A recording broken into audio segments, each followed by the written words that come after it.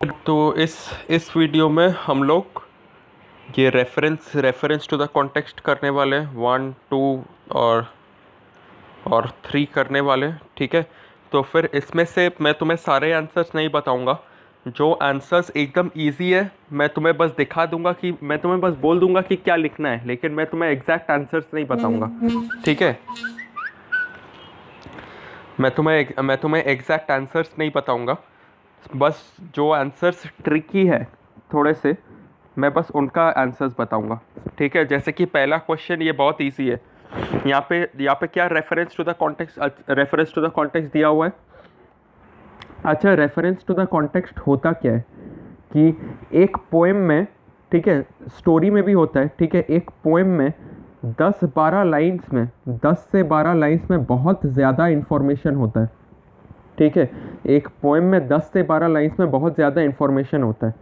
तो कभी कभी, और पोएम इतना रिलेटेड होता है ना, जैसे कि ये पहला पैरा जो है ये भी एनवायरनमेंट को प्रोटेक्ट करने के बारे में है। तीसरा पैरा भी एनवायरनमेंट को प्रोटेक्ट करने के बारे में है। तीसरा पैरा भी एनवायरनमेंट को प्रोटेक्ट करने के बारे में है। ठीक है, तो फिर अगर मैं कोई क्वेश्चन पूछ लूँ तुम्हें पोएम से, तो फिर तुम्हें पता कैसे चलेगा कि तुम्हें किस पोर्शन से लिखना है, इस पोर्शन से लिखना है या इस पोर्शन से लिखना है या इस पोर्शन से लिखना है। तो यहीं पे रेफरेंस टू द कॉन्टेक्स्ट काम आता है। ठीक है, इस चीज़ को बोलते हैं रेफरेंस टू द कॉन्टेक्स्ट यहाँ पे। ठीक है, ये जो 4 लाइनें हैं ये पोएम से उठाया गया है। ठीक है, और रेफरेंस टू द कॉन्टेक्स्ट मतलब तुम्हें इन चार लाइनों से ही तुम्हें आंसर करना है। ठीक है, तो फिर ये होता है रेफरेंस टू द कॉन्टेक्स्ट का मतलब। अभी आते हैं एक्चुअल क्वेश्चन पे। पहला क्वेश्चन है, who is speaking these lines. ठीक है, अच्छा पहले रेफरेंस टू द कॉन्टेक्स्ट पढ़ लेते हैं। Each bit of mud, each stick and stone is blood muscles skin and bone. ये 4 लाइनों का मतलब क्या है, मैंने तुम्हें पहले ही समझाया था कि जैसे कि हमारे लिए हमारा स्किन, बोन्स, ब्लड, मसल ये सब बहुत इंपॉर्टेंट है। ठीक है, वैसे ही अर्थ के लिए हर मिट्टी का कण, ठीक है, ईच बिट ऑफ मड मतलब हर मिट्टी का कण, हर स्टिक, हर स्टोन अर्थ के लिए इंपॉर्टेंट है, अर्थ के बॉडी पार्ट्स जैसा है। तो फिर ये लाइनें कौन बोल रहा है? ये लाइनें मैं बोल रहा हूँ, तुम बोल रही हो, कौन बोल रहा है? ये लाइनें बोल रहा है poet. Who is speaking these lines? The poet is speaking these lines. चलो ये वाला आंसर ईजी था, फिर भी मैंने बता दिया कि क्या लिखना है। ठीक है, what are the things that are important to the human body. Human body के लिए क्या क्या इंपॉर्टेंट है, क्या लिखना है? ये चारों को लिखना है, ब्लड, मसल, स्किन और बोन। ठीक है, अब आंसर कैसे फ्रेम करना है ये तुम डिसाइड करो। तुम मुझे लिख के भेजो, ये 4 चीज़ें उसमें होना चाहिए, और बाकी का आंसर में क्या सही है और क्या गलत है ये मैं तुम्हें बता दूंगा। ठीक है, मैंने बस तुम्हें मेन पॉइंट्स बता दिया, अब आंसर तुम्हें खुद से फ्रेम करना है। ठीक है, what things are important to the earth. Earth के लिए क्या क्या इंपॉर्टेंट है, इसके लिए वापस ऊपर जाते हैं। ठीक है, अर्थ के लिए क्या क्या इंपॉर्टेंट है? Each blade of grass, each Honey tree, each bit of mud and stick and stone. ये 4 चीज़ें लिखना है तुम्हें अपने आंसर में, और आंसर को खुद से बनाओ। ठीक है, और फिर मैं चेक करूंगा कि उस आंसर में क्या सही है और क्या गलत। ठीक है, what would happen if the earth did not have it's skin and bone.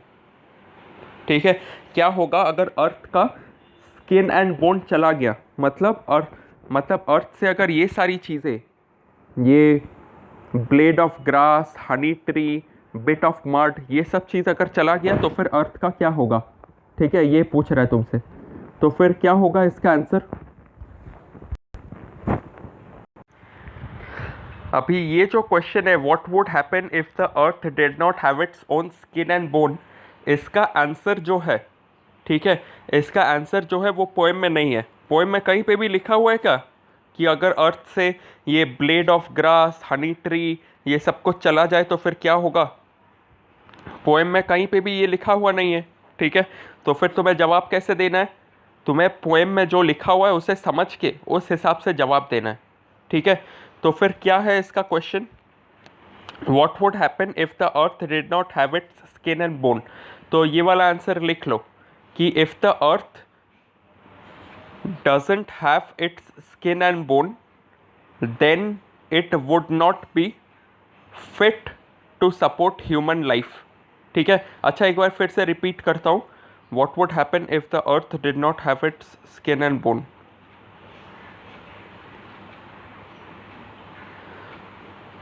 तो फिर इसका आंसर लिखना, एक बार फिर से रिपीट करता हूँ, if the earth loses its skin and bone comma then it wouldn't be fit enough to support human life. ठीक है, अगर अगर अगर अर्थ से उसका स्किन एंड बोन्स छीन लिया जाए, मतलब वो हनी ट्रीज, वो ब्लेड्स ऑफ ग्रास, सब कुछ अगर छीन लिया जाए, तो फिर अर्थ का क्या होगा, वो ह्यूमन लाइफ को और सपोर्ट नहीं कर पाएगा।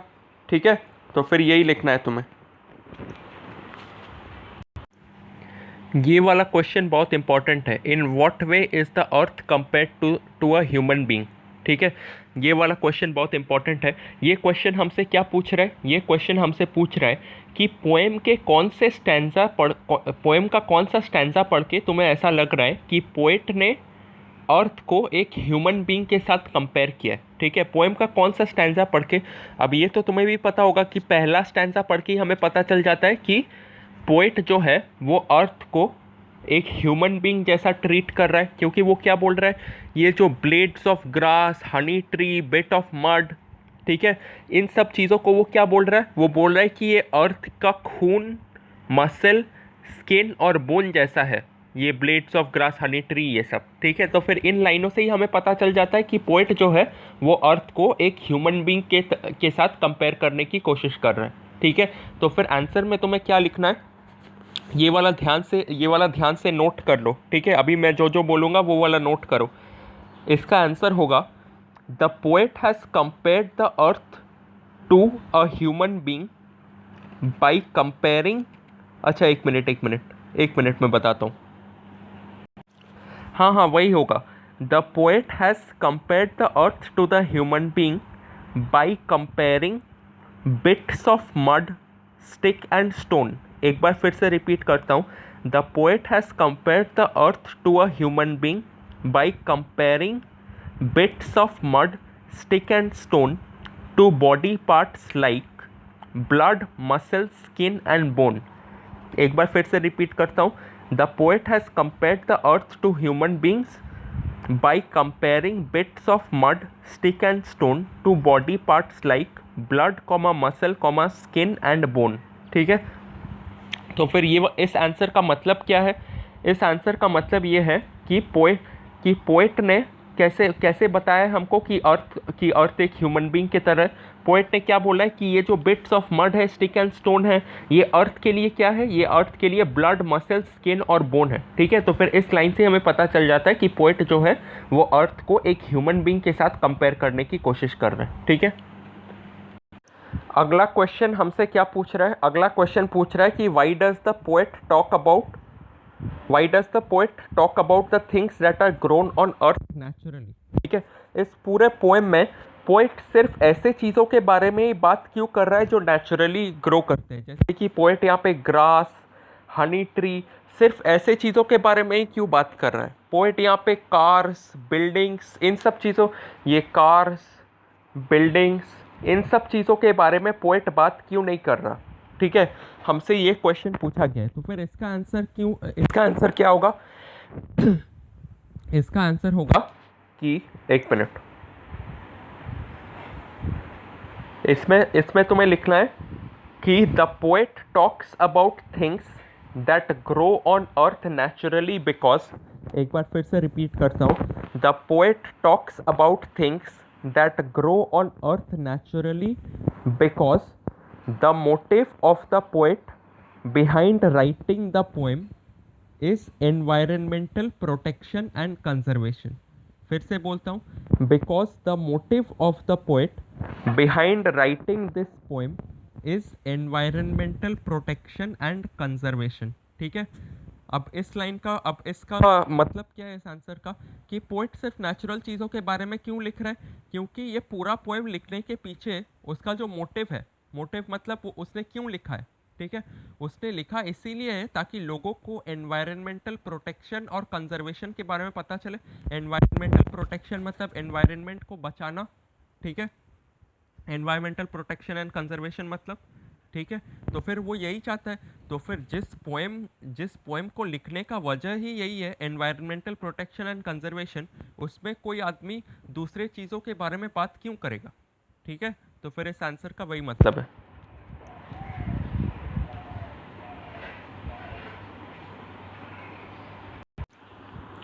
अगला क्वेश्चन क्या है? अगला क्वेश्चन ये है कि why should the human body be fit? Human body को फिट क्यों होना चाहिए? क्यों होना चाहिए? इसका जवाब अगर अगर सपोज मैंने पोएम नहीं पढ़ाया होता, इसका जवाब तो पोएम में है ही नहीं, ठीक है। अगर मैंने पोएम नहीं भी पढ़ाया होता और मैं अगर तुमसे किसी दिन जाके पूछूं कि ह्यूमन बॉडी को फिट क्यों होना चाहिए, तुम क्या बोलोगे? कि ह्यूमन बॉडी को फिट होना चाहिए ताकि वो सारा काम अच्छे से कर सके, पढ़ाई अच्छे से कर सके, खेल कूद अच्छे से कर सके, बाकी सारे काम अच्छे से कर सके, हाँ या ना? तो फिर इसका आंसर क्या होगा? इसका आंसर होगा human body should be fit so as to perform all the functions efficiently. ठीक है, एक बार फिर से रिपीट करता हूँ कि human body should be fit so as to perform all the functions efficiently. ठीक है, एफिशिएंटली मतलब क्या? अच्छे से। ठीक है, और एफिशिएंटली का स्पेलिंग क्या होगा? EFFICIENTLY। ठीक है, एफिशिएंटली। इसके बाद वाला क्वेश्चन क्या है? What would happen if the earth fell ill? ठीक है, अगर अर्थ में कोई प्रॉब्लम आ जाए, कोई बीमारी हो जाए, तो फिर क्या होगा? वही होगा जो अभी हो रहा है कोरोना वायरस के टाइम पे, कि अर्थ ह्यूमन लाइफ को और सपोर्ट नहीं कर पाएगा, बहुत सारे लोग मर जाएंगे, हाँ या ना? या फिर हो सकता है कि अगर बहुत ज़्यादा इल हो गया तो फिर हो सकता है कि सारे लोग ही मर जाएं, हाँ या ना? तो फिर इसका आंसर क्या होगा? इसका आंसर होगा कि if the earth falls ill, comma, then it won't be able to support human life. ठीक है, एक बार फिर से रिपीट करता हूँ, if the earth falls ill, comma, then it won't be able to support human life. ठीक है,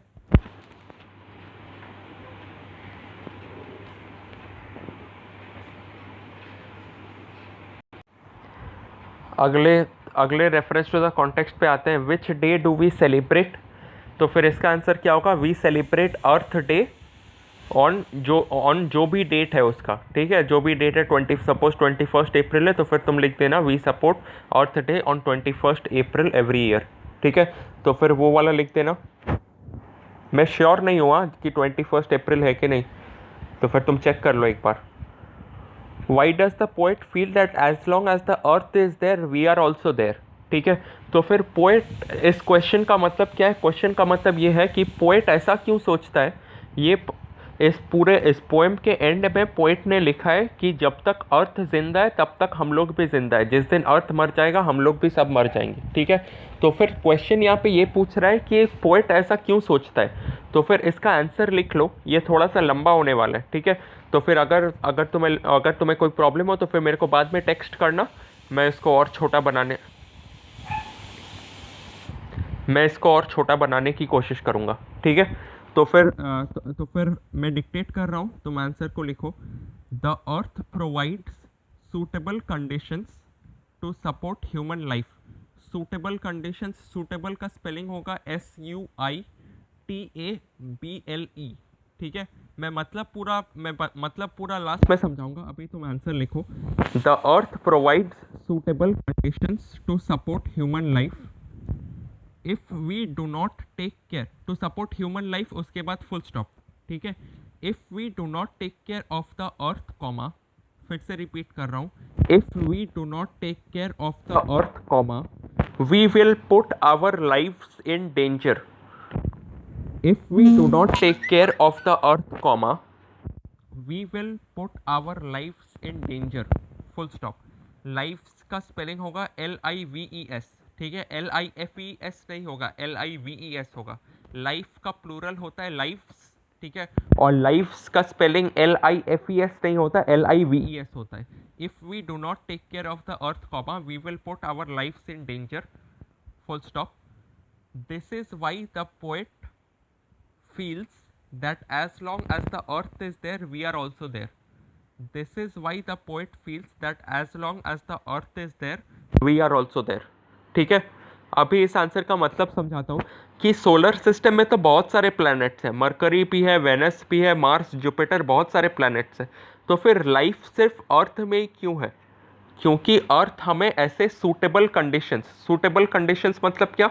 मतलब लाइफ होने का कंडीशंस प्रोवाइड करता है। किसी और प्लैनेट पे पानी नहीं है, किसी और प्लैनेट पे ऑक्सीजन नहीं है, ठीक है? तो फिर अर्थ हमें ऐसे कंडीशंस प्रोवाइड करता है ताकि कोई आदमी उस पर जिंदा रह सके, हाँ या ना? तो फिर अभी हम लोग जहाँ पे रहते हैं उसी घर को तोड़ देंगे तो फिर रह पाएंगे क्या? नहीं। इसीलिए पोएट बोलता है कि अगर जब तक अर्थ है तब तक हम लोग हैं, जिस दिन अर्थ मर जाएगा उस दिन हम लोग भी सारे मर जाएंगे। अगला क्वेश्चन क्या पूछ रहा है? Why does the poet feel close to the earth? अभी इस पूरे वर्ल्ड में तो इतने सारे लोग हैं, ठीक है, लेकिन हर कोई अर्थ के बारे में ऐसा पोएम क्यों नहीं बना रहा? पोएट ही इतना क्लोज क्यों है? क्योंकि इसका आंसर लिखो कि the poet is an environmentalist. एक मिनट, ये आंसर मैंने लिखा है, मेरे को पेज नहीं मिल रहा। एक मिनट। हाँ लिखो। तो लिखो कि the poet is an environmentalist, ठीक है? एनवायरमेंटलिस्ट का स्पेलिंग होगा ENVIRONMENTALIST, ठीक है? एक बार फिर से रिपीट करता हूँ, ENVIRONMENTALIST। The poet is an environmentalist, ठीक है, who considers the earth to be a human being, ठीक है? एक बार फिर से रिपीट करता हूँ, the poet is an environmentalist who considers the earth to be a human being, ठीक है? उसके बाद लिखना this is why he feels so close to the earth, ठीक है? The poet is an environmentalist who considers the earth to be a human being। Human being मत लिखना, living thing लिख दो, ठीक है? The poet is an environmentalist who considers the earth to be a human being, ठीक है? This is why he feels so close to the earth, ठीक है? तो फिर ऐसे लोगों को हम लोग क्या बुलाते हैं जो अर्थ को, देखो हर कोई देख रहा है कि पेड़ कट रहे हैं, हर कोई देख रहा है कि फॉरेस्ट को काट के हम लोग बिल्डिंग बना रहे हैं, रास्ते बना रहे हैं, लेकिन हर कोई जाके वहाँ पे धरने पे नहीं बैठ रहा या फिर इसके अगेंस्ट में प्रोटेस्ट नहीं कर रहा, ठीक है? हर कोई अर्थ के लिए लड़ाई नहीं कर रहा है, ठीक है? तो फिर उस ग्रुप ऑफ पीपल को जो अर्थ के लिए लड़ाई करते हैं, जो ये पेड़ पौधों को बचाने के लिए लड़ाई करते हैं, उन लोग को हम लोग क्या बोलते हैं? उन लोग को हम लोग एनवायरमेंटलिस्ट बोलते हैं। और ये पोएट भी वही है, ये पोएट भी एनवायरमेंटलिस्ट ही है, इसीलिए उसने एक पूरा पोएम लिख दिया अर्थ को बचाने के लिए, ठीक है? अभी मेरे को लास्ट आंसर बोलने से पहले मेरे को एक और चीज़ बोलना है। यहाँ पे मैं जो आंसर्स बता रहा हूँ, ठीक है, इसमें से आधे से ज़्यादा आंसर्स पोएम में नहीं है, ठीक है? तो फिर तुम्हें अगर, और एग्ज़ाम में हो सकता है कि कोई ऐसा क्वेश्चन आ जाए जो इन क्वेश्चंस में से ना हो, ठीक है? तब तुम क्या करोगी, ठीक है? देखो, पोएम के आंसर्स लिखना भी ऑलमोस्ट एक ऐसे लिखने जैसा ही है। तुम्हें थोड़ा सा क्रिएटिव होना पड़ेगा, तुम्हें ये सोचना पड़ेगा कि जिसने ये पोएम लिखा है उसने ये लिखते वक्त क्या सोचा होगा, ठीक है? अभी इतने सारे क्वेश्चंस तुमने कर लिए, तो फिर इतने सारे क्वेश्चंस तुमने कर लिए, तो फिर जो भी क्वेश्चन आएगा एग्जाम में वो कहीं ना कहीं इन क्वेश्चन से ही रिलेटेड होगा और तुम लिख दोगी, ठीक है? तो फिर इस हिसाब, और अगर सपोज कोई ऐसा क्वेश्चन आ गया जो तुम्हारे दिमाग, जो शायद इन क्वेश्चंस में से ना है, एकदम अलग है, ठीक है, तब तुम्हें वो आंसर खुद से बना के लिखना होगा, ठीक है? क्योंकि मतलब ज़रूरी नहीं कि हर एक आंसर पोएम में हो, ठीक है? और कल मैं एक टेस्ट लेने वाला हूँ जिसमें मैं तुम्हें इसी अर्थ डे से क्वेश्चन आंसर्स भेजने वाला हूँ, और तुम्हें वो भेजना पड़ेगा मेरे को 10-15 मिनट में या फिर जितना भी टाइम हो, ठीक है? टेस्ट का कल मैं एक टेस्ट लेने वाला हूँ, तो फिर तुम्हें आज ही ये सारे आंसर्स लिखने हैं, लर्न करने हैं, ठीक है? और फिर मैं क्वेश्चन पेपर भेजूँगा और तुम उसको आंसर करना, ठीक है? लास्ट क्वेश्चन पे आते हैं। Why do human beings and earth have to be free. ये वही घिसा पिटा आंसर है जो दो तीन आंसर जो दो तीन आंसर्स में मैं लिखवा चुका हूँ कि अर्थ को क्यों फ्री होना चाहिए ताकि वो ह्यूमन लाइफ को सपोर्ट कर सके, और ह्यूमन लाइफ को क्यों फ्री होना चाहिए ताकि वो अर्थ को प्रोटेक्ट कर सके। तो फिर इसका आंसर तुम्हें लिखना है कि the earth needs to be free so as to support human life and human life needs to be free so as to protect the earth. ठीक है, समझ में आया? यही आंसर है इसका। ठीक है।